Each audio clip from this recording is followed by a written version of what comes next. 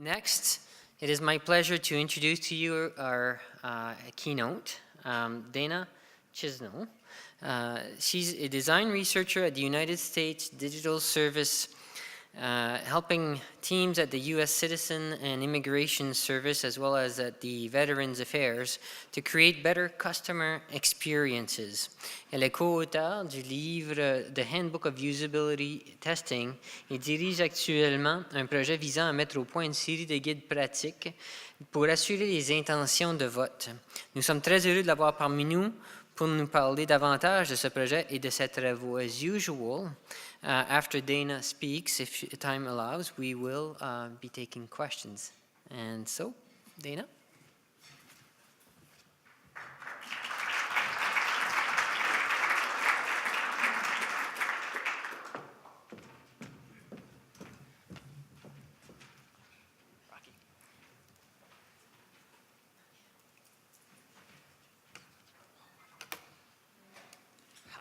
I will turn this on. Okay. Hi.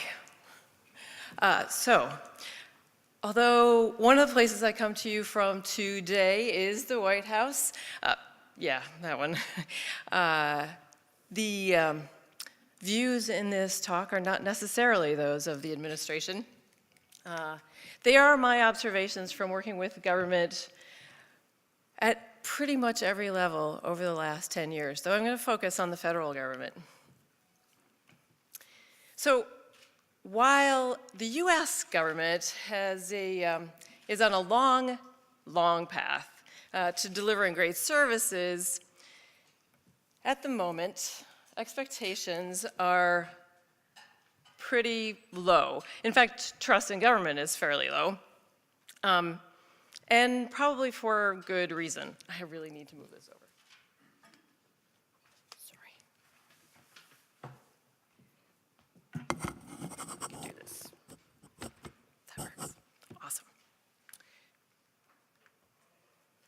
So I want to start by looking at what might otherwise seem like small, maybe even invisible things that figure into that trust, or the lack thereof.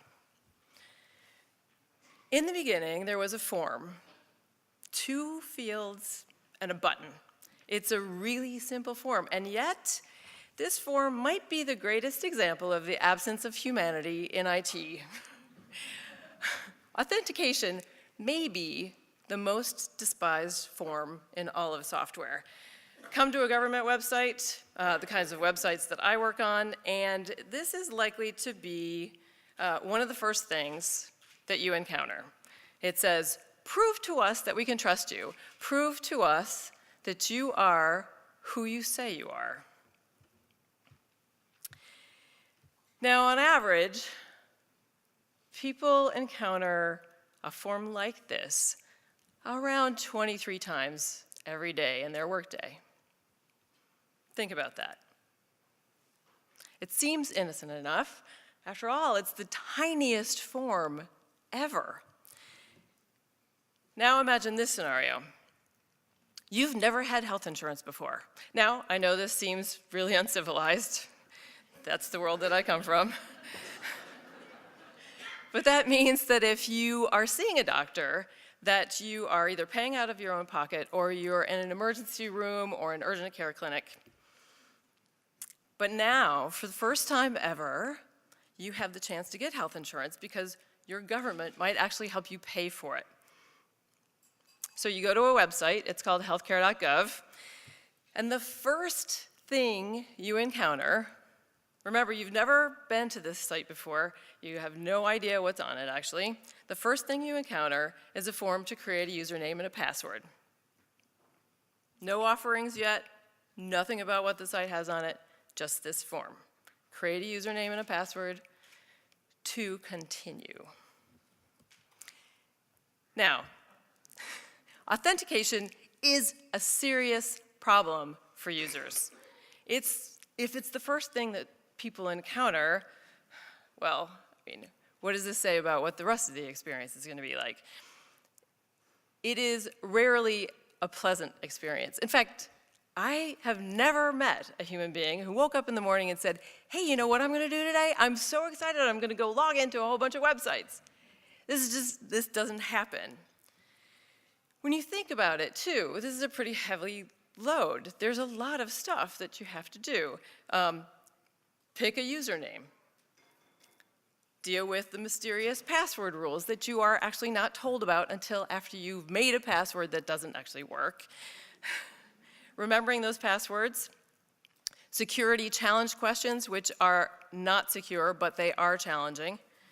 Two-factor authentication, frequent password changes, having to remember those. But my favorite, actually, is the system that you use maybe once or twice a year, like going to healthcare.gov, where the password has certainly changed or has expired by the time you go back, and you are now forced to a password reset. Any system that needs the user to identify themselves has authentication problems. So what happens when the authentication system breaks? This actually happened to 2.8 million people the day healthcare.gov launched in 2013. In spite of the system outages, 500,000 people signed up for healthcare in the first week. But before the end of the enrollment period for the first year, 8 million people used healthcare's version of the form, actually signing up for health insurance through the exchange. This is a super exciting thing. But authentication is a repeated problem for users across their interactions with government. We've heard about identity issues. This is where they come through. For example, at the United States Citizenship and Immigration Service, we have an equivalent. Actually, we have several equivalents because we make you do crazy things. For example, you have to create an account to apply for a benefit, but you have to sign up separately to get notifications about where your application is in the process. If you've ever applied for a student visa or a work visa in the US, you've encountered this. But there are things like this sprinkled across the entire service. We've actually made it hard for ourselves as the federal government, not just USCIS, to deliver service because we forget that we're actually in the service business and that the service is a designed experience, whether you've intentionally thought about what that experience is going to be like or not. In fact, nearly every service in government provides this form or a variation of it. When you pay your taxes online, or you just want to find out where your tax return is in the process, when you sign up for a social security number, and eventually when you get payments out of the system when you retire. If you have served in the military, you move, and you are now leaving military service, you move from one set of systems to another set of systems that don't talk to one another. The user's problems with authentication absolutely need to be solved. Fixing authentication seems like a very small thing, but it has very big effects. So we did that for healthcare.gov. When it launched, as a matter of fact, healthcare basically just fell over. When it launched, the authentication system was responsible for 70% of the outages. That system that we installed cost $200 million to build and $70 million a year to maintain. It was built by a huge contracting company with hundreds of programmers and engineers. We replaced that system at a cost of $40 million to build and about $4 million a year to maintain. The error rate dropped to 0 point something in the first month, which means it threw a grand total of about 10 errors. Not 10% of all transactions were errors, 10 errors. The response time started out around 20 seconds. It's now down to 20 milliseconds. Now, the key is, this new system took 8 developers less than a year to replace the old system at a cost that was far cheaper using agile methods. And it delivers a far, far better experience for the users.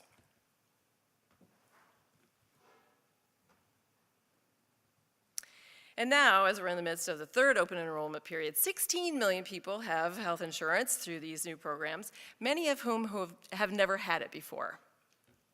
So we're not just talking about authentication. Authentication is the canary in the coal mine. But fixing this seemingly small IT problem changed people's lives in dramatic ways. Who would have thought that fixing an authentication system was actually a public health problem?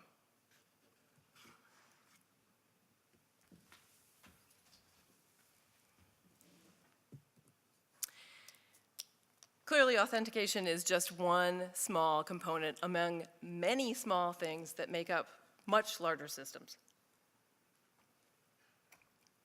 Take something like applying for citizenship. When you do that, you touch the ingesting systems that take the data off the forms, the content management system for the supporting documentation that comes in with the forms, the scheduling systems for biometrics appointments for fingerprints and photographs for the applicant, the payment system, the file warehousing system, because we do everything on paper still, background checking, fraud and criminality systems, terrorism lists, custom systems for entry and exit data, of course the case management system, reporting, customer support, and a whole bunch of other systems that if I told you about them, I'd probably have to kill you.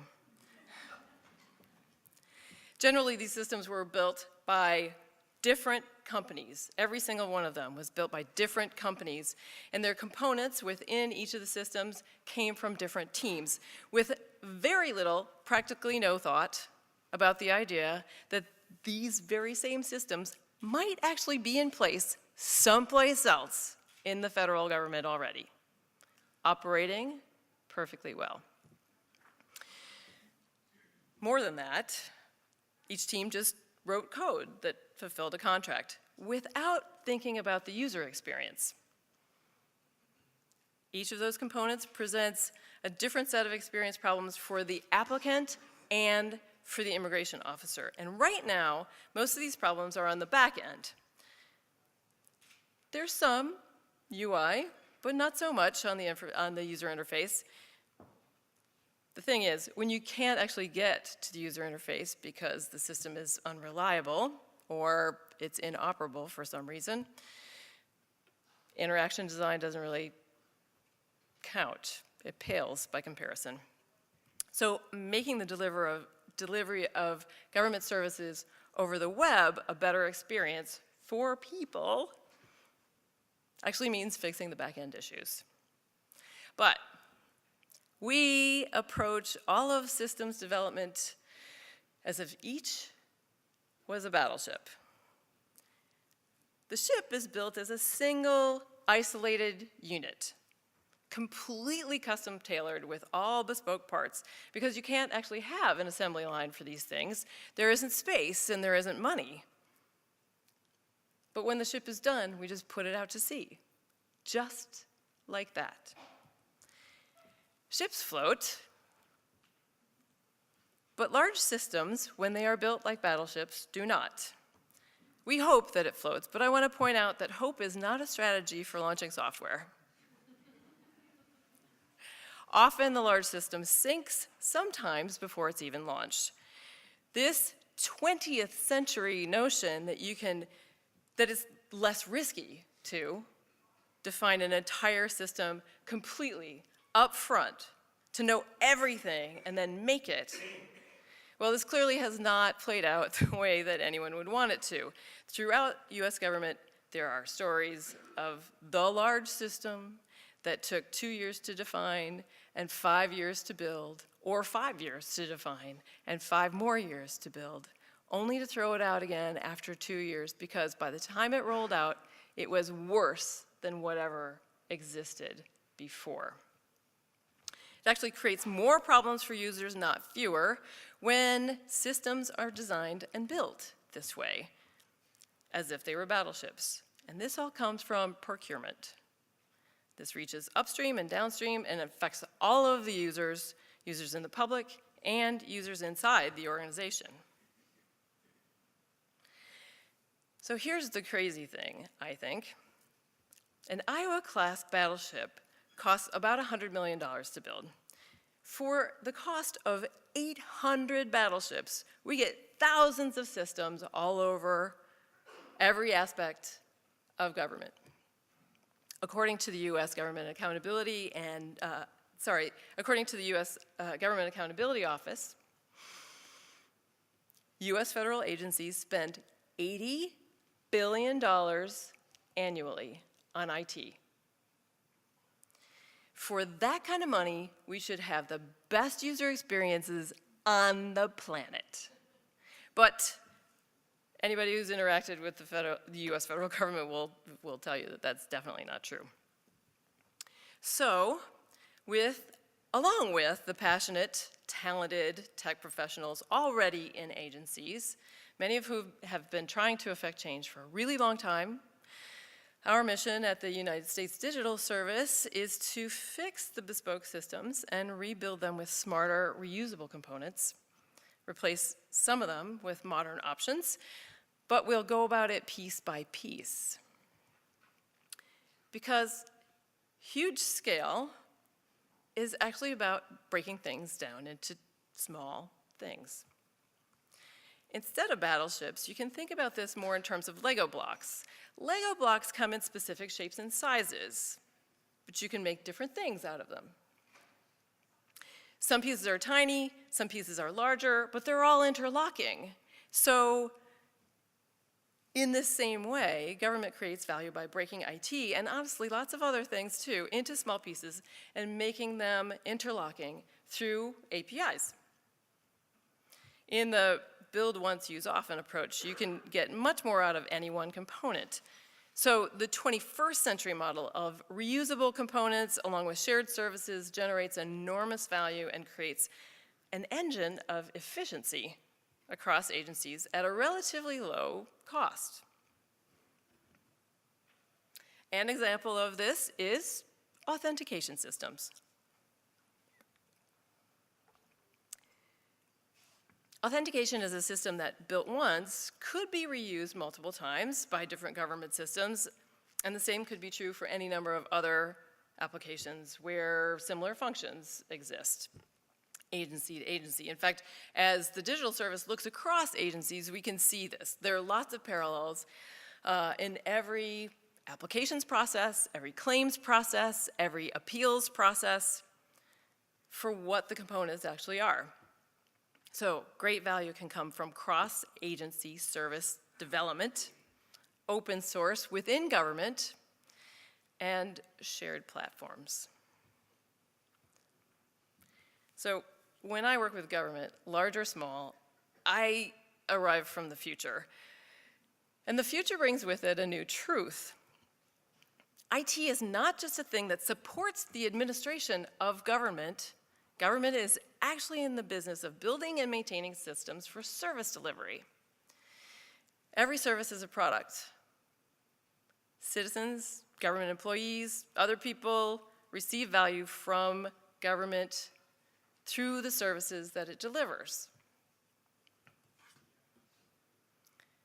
So if we want to do a better job of delivering service, we need to deliver better small things, which when combined make better overall systems. This approach in turn solves all of those problems that we see upstream and downstream and delivers better experiences for users, customers, applicants, members, for the real humans that the service is for. So, when immigration officers spend less time struggling with the tools and the systems that they use, not only is that a better experience for the immigration officer, it ultimately leads to a better experience for the immigrant. When claims processing is easier in the Department of Veterans Affairs, backlogs disappear. Call center costs go down, and the health of veterans ultimately improves When we start looking at building case management systems using smarter notification systems embedded in them that help people know where their claims are, where their tax returns are, more importantly, where their refunds are, or whether they'll receive the benefit that they actually applied for, call center costs, again, go down. More workers get to deliver good news when people call in looking for status or information about their stuff. They don't have to ask for additional information because something might be missing in the original application. And requesters overall end up having a much better experience with government. Trust goes up. Now, the private sector only has just started figuring this out for themselves. Though if you interact with national banks or cable companies, you might be surprised that they're actually working on this. So rather than building one massive battleship of a system to support the implementation of legislation, government is shifting to a new approach, delivering lots of little things continuously. In the 21st century, better service must be constantly updated and improved all the time. Facebook doesn't go down between 2 o'clock and 4 o'clock in the morning. It stays up all the time. They deploy 3 times a day. You don't even notice. Lots of other sites do this too. This can be done in government.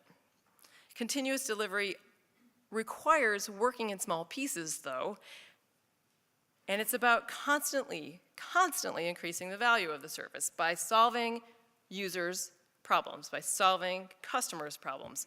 And the way the government delivers value is through continuous digital and information technology-based services. So the time right now is absolutely right to redesign how systems in government are built. Turns out, democracy is a design problem. So, no more sinking battleships. To make better citizen experiences, we actually need to address the system architecture problems that have been created over decades of building software as if it was a battleship. So the digital service is really all about delivering better experiences for all the constituents, and right now, most of that experience comes from the back end. But these things that have historically been seen as hardcore engineering problems are essential to delivering great experiences. Reliability, performance and response times, security, interoperability, compatibility, maintainability. These are no longer actually only engineering problems. These are all essential parts of redesigning the user experience. The back end actually has as much effect on the citizen experience as information architecture or interaction design or visual design or content strategy, or my favorite, usability and accessibility. But redesigning the citizen experience happens at every layer. There's no question that reusable open source components make development and service delivery faster and more reliable. Having said all that, it really is so much more than just modernizing how systems get built and what they're made up of.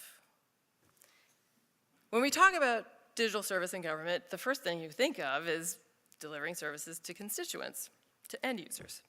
But the potential cost and time savings of improving the experience for government workers is enormous. The back shop is as important as the back end systems.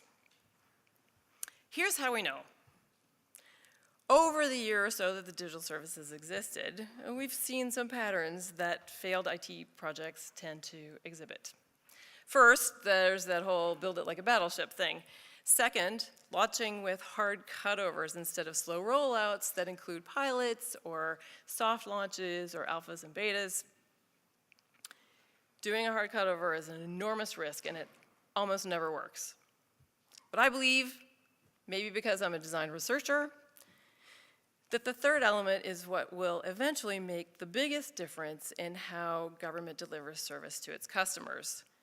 There's actually no practice right now of user-centered design for the tools for government workers.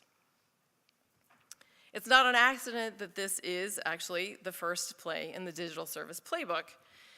Generally, government's starting to do a much better job of this on the public-facing side. We have better websites that are thoughtfully and intentionally designed to serve people, to deliver service to the public. But we're consistently hand-waving the same kind of treatment for government workers. They can be trained, or they're contractors and they're expendable. Now, not the way I would do business, but if you're just looking at the bottom line, this can make a lot of sense. And if you're building software the same way you build battleships, you might also think that the people who are doing the work are just an enlisted army, or Navy, if you want to keep the metaphor lined up, who simply do whatever they're ordered to do regardless of the tools that they have to do the work. So if you look at it that way, why would the experience of government workers actually matter? Why? I have one simple word: backlogs. Not the kind you have when you're developing software using agile methods where you are managing user stories, but the old-fashioned kind. The kind where people have made a bunch of requests and they haven't been processed yet. Right now, it's rare to find a service in the United States government that's not suffering backlogs. In 2014, 40,000 asylum seekers in the US filed a class action lawsuit against the US Citizenship and Immigration Service for unlawfully delaying their cases. Here's why. Between January 2012 and March 2014, according to the suit at least, the backlog increased from 12,450 cases to 45,000. In August 2015, the Department of Veterans Affairs announced their lowest backlog of disability claims in 8 years. They're very proud of this. It was down to 98,000 cases. This is an 84% drop from 2007. So 98,000 sounds like a lot, but compare this to the backlogs in places like the Patent Office, which had 606,000 applications pending in 2014. Or the mother of all backlogs, the Social Security Administration owns this. This is the Disability Claims Appeals backlog. In 2014, it was 990,000 cases. How does it get like this? Certainly a significant factor in clearing backlogs is IT. There's no question about that. If the systems were modernized to be faster and we incorporated tools for automating some of the decisions and built in some machine learning here and there to automate more of the decisions over time, all this would make a huge difference. But there's also this practice of enacting well-intentioned legislative or regulatory or policy changes without actually looking at the capacity available for handling them. For example, one reason that the VA backlog increased was that in 2010, then Secretary Shinseki authorized veterans who had been exposed to Agent Orange to make claims. But he didn't ask for more resources to handle that load. So think about the experience that we're offering there. Yay, I can file a claim. Oh, crap, it's going to take me years to get paid. Add to this that, frankly, the budgeting process in the US federal government, this is probably true of governments worldwide, is Byzantine. It's complex and it's arcane, and you have to anticipate 2 or 3 or more years out what your agency is going to need. And with technology being a moving target, moving at a pace that's faster than ever, this makes it really hard to know what you need. So if it takes you 5 years to gather the requirements and you define a system that you're going to put in an RFP that would, you're going to do it in the build the battleship way, you're kind of screwed. You're going to end up with a 5 or 6 or 7-year-old solution. And it's not going to work. thinking out, right now, planning for fiscal 2017 is happening. What's that future look like? I don't know. But there will probably always be a pile of claims that's not processed in a timely way because there will always be decisions for government workers to make, because you can't completely automate your way out of a backlog, because the humans who government workers serve lead messy, complicated, unpredictable lives, and because there are exceptions that nobody anticipated when the legislation was written and the systems were built. Because, well, government is a fundamentally human thing. Try as we might to turn it into a machine, you know, all of that of the people, by the people thing. It doesn't say of the machines, by the machines. Not yet, though they have a plan. To support a fundamentally human government, we need to come back to the back shop. The back shop is where the humans make decisions about who gets benefits and what claims get paid. Now, it won't be long, and a lot of the technology will be updated. A few years. And we'll have to put in place processes for keeping it up to date, of course, as part of that continuous improvement that we're looking at, as we incrementally make small changes over time. Making software for government workers that they don't hate, that lets them focus on the work that they're doing and the goals that they're trying to reach rather than the tools. Bringing user-centered design to the back shop will complete the culture change that is part of modernizing. We need to understand what those people need and make the tech simple and intuitive enough that it doesn't take months of training and supervised work. This will be so much more important as we automate more of the decisions, because we will then leave the most complex problems to solve for the people who are now professionalized examiners and adjudicators. So remember that I said in the beginning that people log in about 23 times in a typical workday? Well, that was actually vastly underreported, we learned later, but this also was a study done with government workers. The participants in that study used between 7 and 25 different systems in the course of a regular day. All of those systems were developed in isolation. Each of the authentication rules was implemented as if it existed all by itself. If you want to measure the digital health of an organization, just look at the number of times you ask people to log in. If you spend any time watching people work, you can't avoid the crazy of authentication. And so let's come back to immigration as an example. Just look at doing an interview with someone who wants to become a citizen. Let's say you're a field officer. You come into work and you log into about 4 different systems when you get ready for your day and prep for the interviews you have to do that day. Now, you have to go out to the lobby to fetch the person who you're going to interview first. You should probably log off all of those things before you go to the lobby. That would be good security practice, but for good reasons you don't do that. But it doesn't matter, because by the time you come back, they've timed out and logged you out.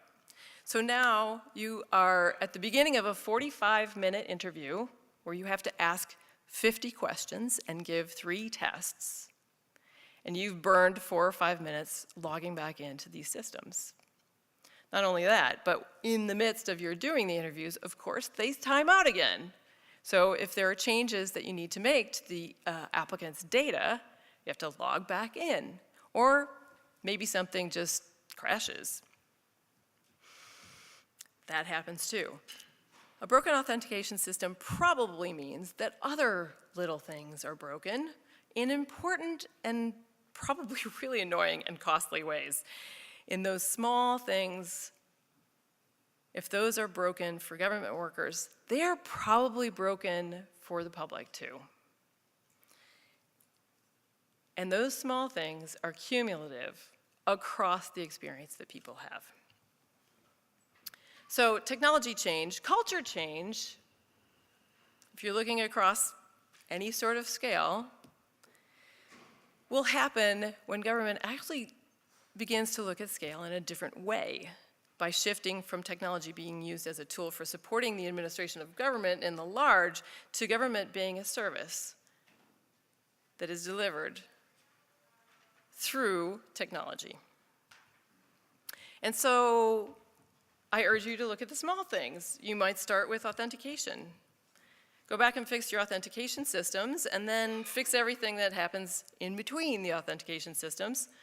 Just start there. The minute you win the argument that authentication is an important thing, the bellwether, the canary in this tech coal mine, you're on the path to better government digital health. Now, don't be fooled. I've talked about authentication a lot. This is not about that alone. This is about how we look at large systems, how they get implemented, where that idea comes from, and doing it the way we've always done it never actually worked. So, think about redesigning the user experience, starting with the small things, to designing democracy from the inside. Go back and fix your authentication systems, your little touches with the public, with the people who work with you and for you, and then fix everything that happens in between. If this was meaningful to you at all, and you are not doing it already, I know lots of you are government officials, please take a year or two to do public service. Sign up to work from the inside and design this citizen experience for yourself. Thank you.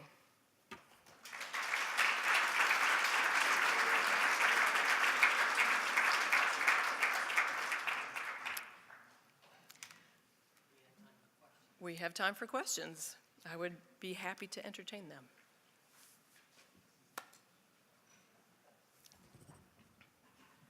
Thank you for that. I have quite a few questions, but I'll stick to one. You mentioned something several times during your presentation. I was wondering if you could pull it together. The issue of doing the work in-house or outsourcing. And you made several comments related to that. And I wonder if you could just give your experience of both options and maybe relate it to the $80 billion price tag that you referenced.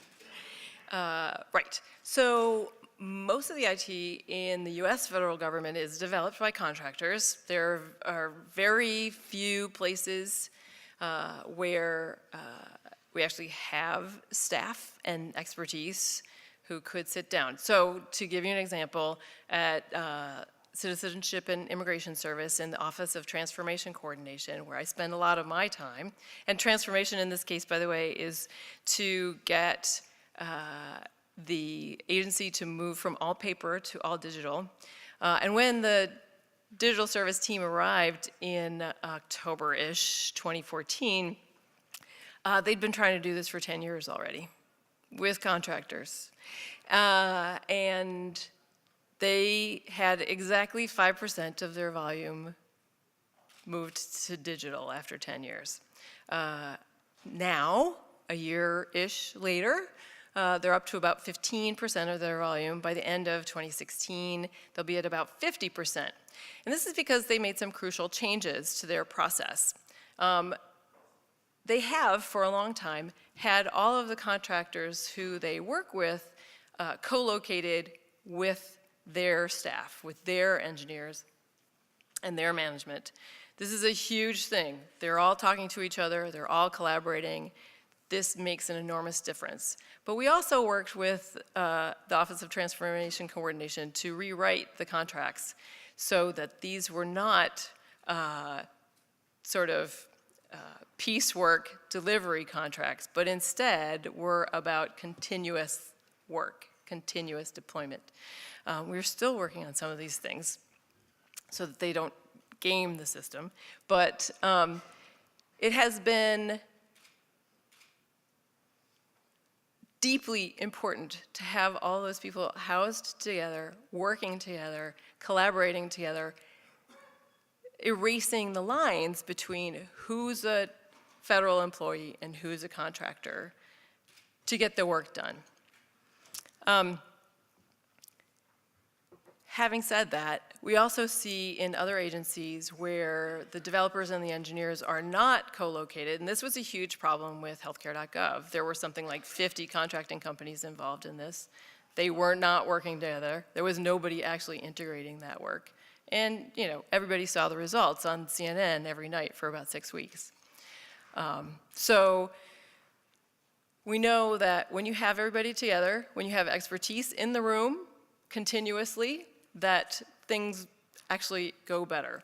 We are slowly pushing for agencies to have more staff and fewer contractors because we just think it's cheaper and a better investment over time. Does that answer your question? It does. I'm going to say something a little contentious here, but that's okay. Go for it. I can do that. I'm just wondering, it may be difficult for you to comment on this, but knowing a little bit about how politics in the U.S. works, what would happen if you remove the $80 billion subsidy from the IT sector? Well, it's not really an $80 billion subsidy to the tech sector. Versus, say, investing $80 billion in an expanded public service. Yeah, this is a really excellent question, actually. I mean, there's, as you say, there's this expectation by the big contracting firms that there will be this giant pool of money and that they can just come and get it, which is basically what's happened for decades. There are some of the large contracting companies who are not excited about the digital service being in existence. But there are others who are really excited about it. Our sister organization, 18F, which is part of the General Services Administration, has put together a beautiful competition for blanket purchase agreements where contracting companies actually had to audition. Like they had to demonstrate that they could make an API and make two systems talk to one another. This does not seem like too much to ask, right? And so we've put contractors through exercises like that that bring them into the 21st century too. Their contracts, the RFPs, are going to start to look very different as well. So I expect that eventually, this is my own personal observation and opinion on this, I expect that pool of money will probably remain about the same, but we'll get a lot more value for it over time because we've changed so much about how procurement works and how contracts work. Thank you. Sure.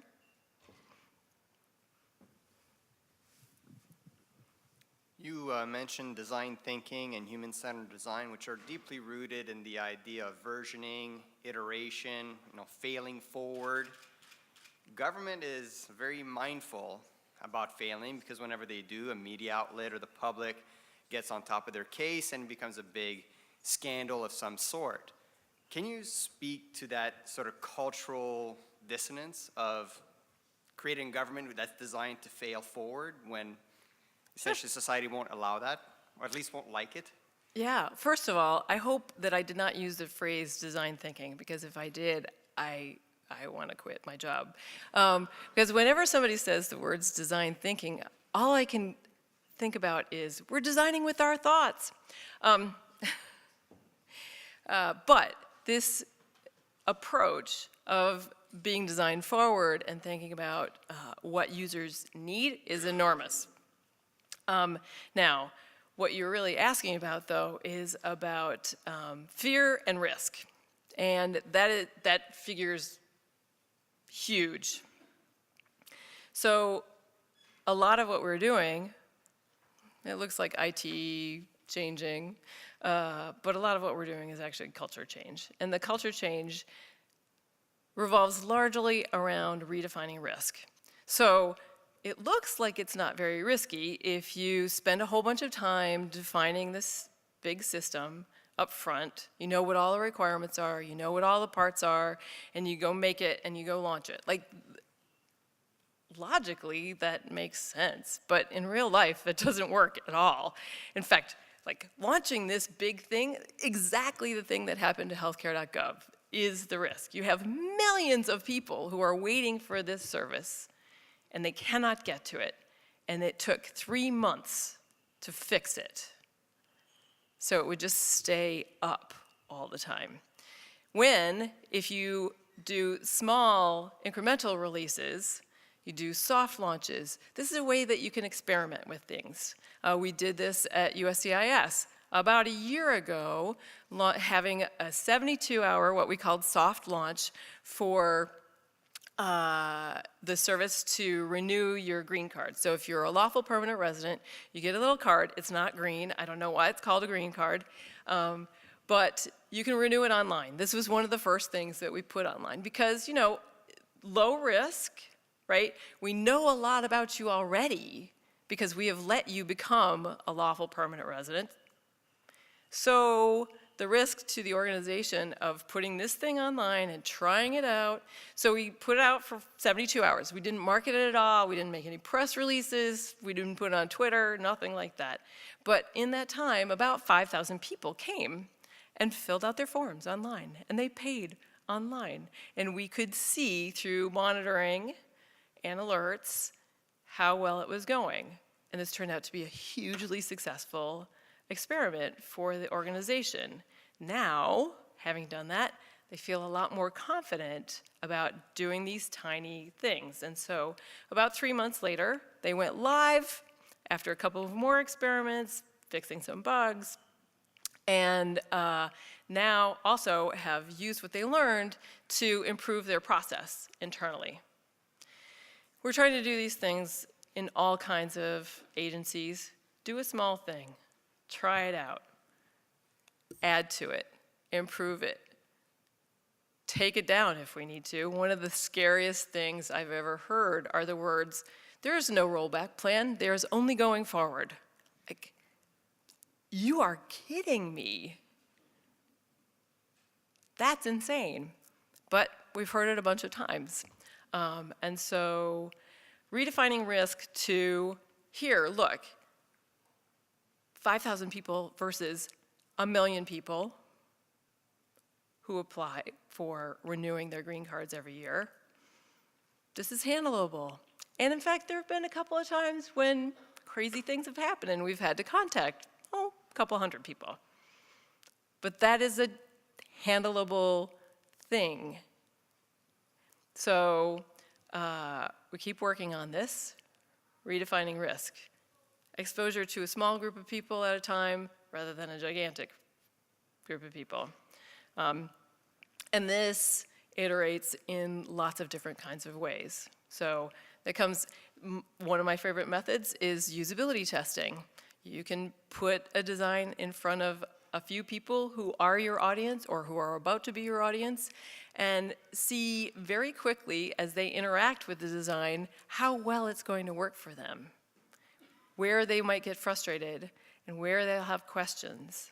You could do this with 5 or 6 or 15 people and learn a lot about how well it works right away, rather than releasing your system, spending a month training people.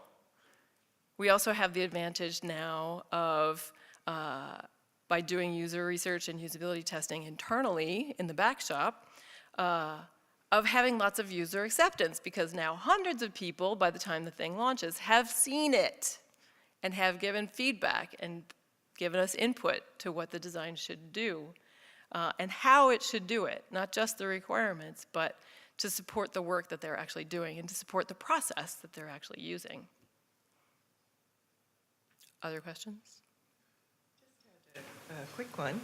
You mentioned in your presentation open source, and I wondered if you had any comment and if the U.S. government is trending towards open source and Drupal in their architecture efficiencies. So the question is about open source. Is the U.S. federal government tending toward open source?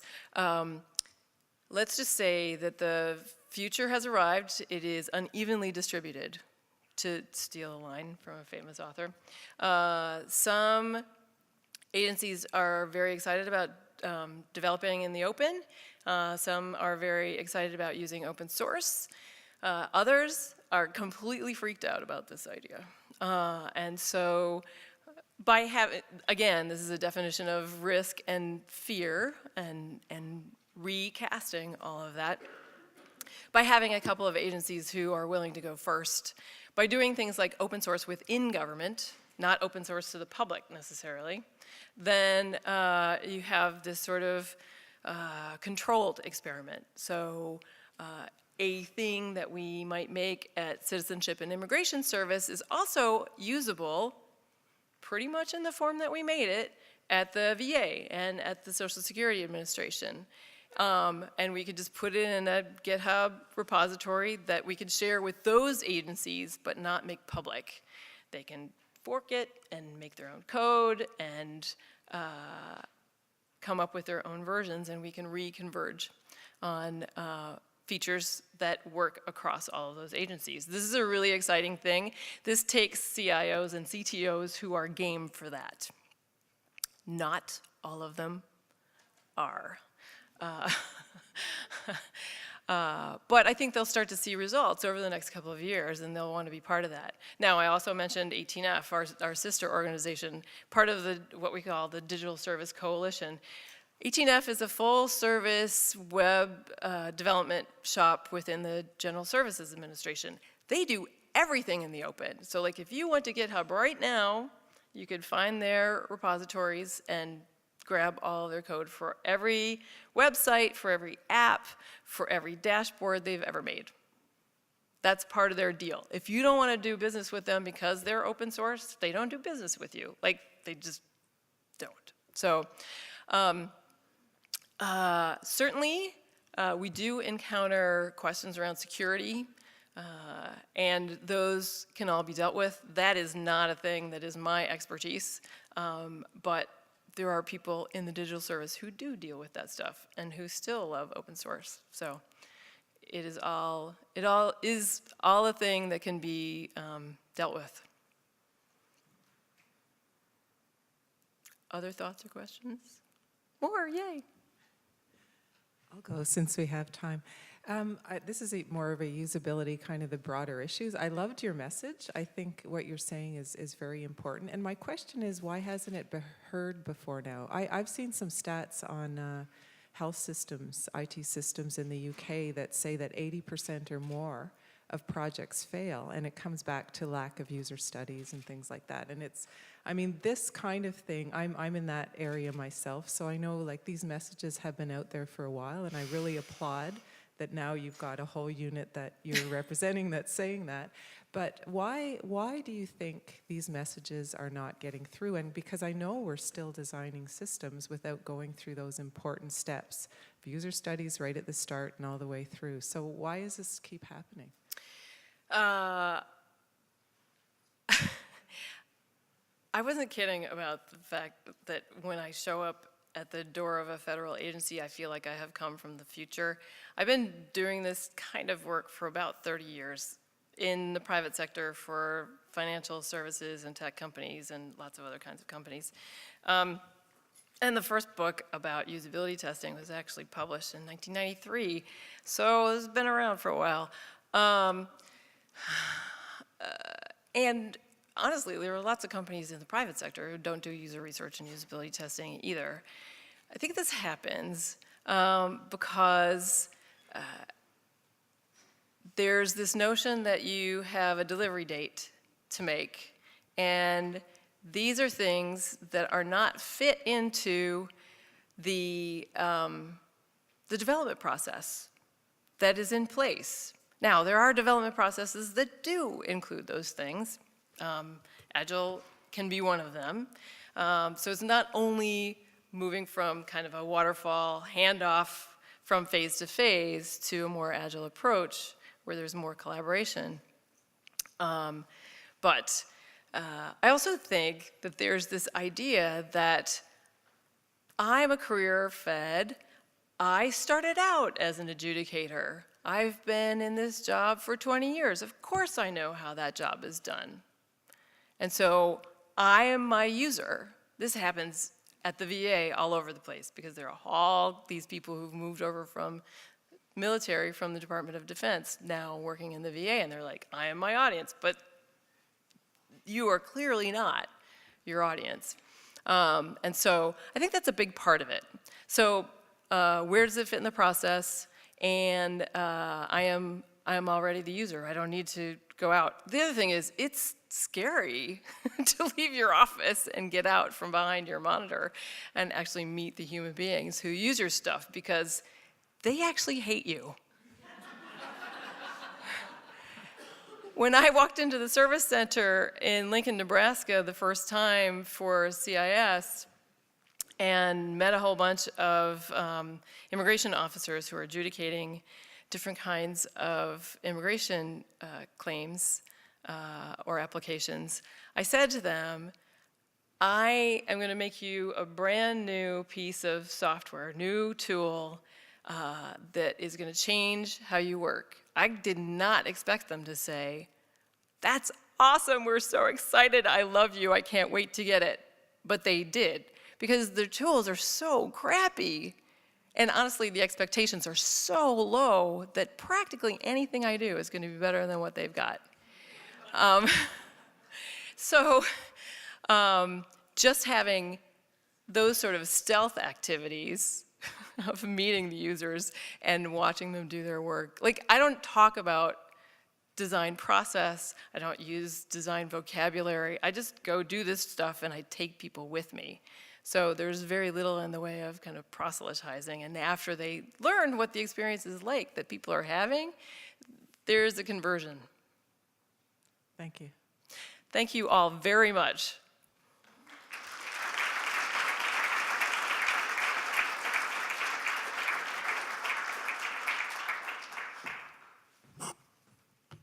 Oh, thank you.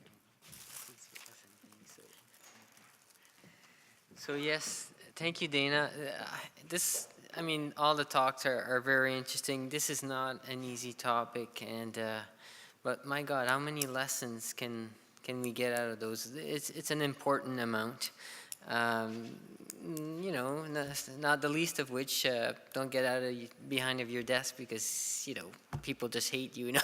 But it's true, right? People don't go out because we are afraid, really, somewhere. Otherwise, why not go out?